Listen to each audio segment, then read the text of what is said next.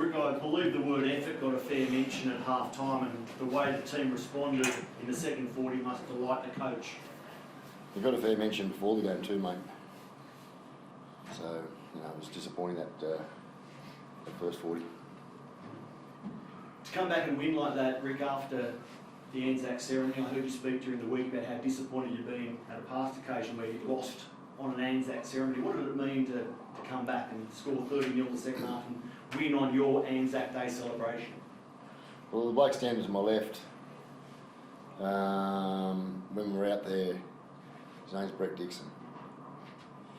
And, you know, we were embarrassed last year because we did it for one of our mates. And we privately spoke without him knowing that this was about him. You know, he's ex-military, he's served, and he's one of our great staff members. And he'd hate me saying it, but you know, it's my last message at half time was, now go and show me what you got then. What's really underneath the jumper? Because in the first half it was really embarrassing. But that doesn't take any credit away from the brilliance that the Dolphins played with, who were undermanned. You know, Christian had a heap of good players out today, but they ran over us roughshod in the first half. Joe, as captain, can you put your finger on what switched at half-time, what worked so hard, well for you to have a 30-0 second 40 minutes? Nice little spray from coach. He tested our character and put a challenge to us. I'm really, you know, I'm enjoying my time with these young fellas, not just because, you know, people say they're young and inexperienced, but I think the way we build them around our culture, they soak everything up, and you know, they're all winners, and that's what we're trying to mould them into. Joe, how pleasing is it just to get a massive comeback win like that? That is something which is, you know, a lot of fans maybe haven't seen much of in recent years. Yeah, it's huge. You know, we based, especially this year, we wanted to be strong at home. We're getting good crowds, and I think they're just going to get bigger. The way we're performing and the way we're turning up every week, and the way they turn up. They got behind us, and you know, we drove that home. Is it really just effort, or what do you put it down to? Just everything went your way in the second half? Yeah, effort is most of the game. Effort and mentality, I always say. Mindset's a huge part in our game. Everyone thinks it's physical, but when it gets tough, it's your mind that gets you through those tough times, and we've got a really strong group. On the other side of it, how do you explain the start that the Dolphins got up to? Yeah, we just didn't play. I think we just didn't. You know, we played a bit out of our character. We didn't play how we play footy. We were probably shifting the ball too much and not doing the tough stuff. And that's what Stick touched on at halftime. You want to play in dinner suits and not be tough, and that's how we play, and that's how we win as a club. Ricky, does it? You mentioned the Anzac connection there. Does it take on an extra level of importance to being the capital and obviously the war memorials in this city and everything like that? They did a wonderful ceremony yesterday. We were laying the roof, and you know, the four sporting teams that were there with a lot of the people, the dignitaries, and a lot of people in the public. It was a really, really nice ceremony, and it was special.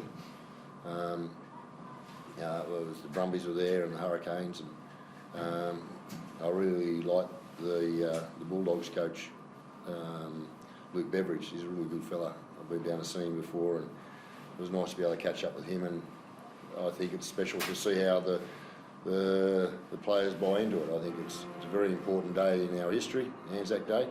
It's got to be celebrated with probably the way they played in the last 40 minutes. You know, it's easy to go to the ceremonies, but you've got to back it up when the difficult times come. So it was nice to show that we had 40 minutes of football in us.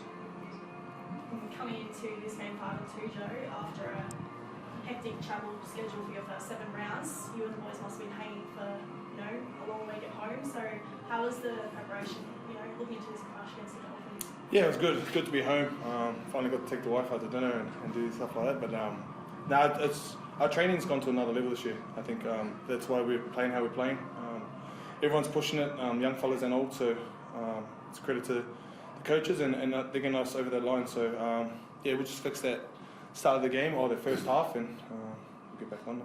That sort of left-hand side defence got really targeted by the Dolphins in that first half. Is that something that you look to improve on before heading into next week? It starts. Yeah, everyone knows it starts in the middle as well. We can even win that right in the middle. So you can't really blame edges. We have to look at the video properly and see if we could have done anything better as well. And Ricky, the draw doesn't get much easier for you guys heading up to face the Storm in Badgertown. Now sitting 6-2, you must be pretty confident. So what do you think you guys need to work on before taking on the Storm in Badgertown this season? Oh, no, I'll look at that this week. No, it's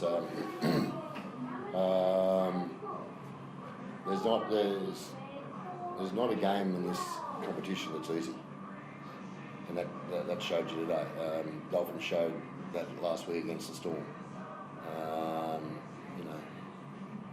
You go out and you're 10% off, you're going to get what we got in the first 40 minutes today. Ricky, just one more. We're in a bit of a demounceable situation here at the moment. I know you've got some strong feelings about the stadium. What do you think?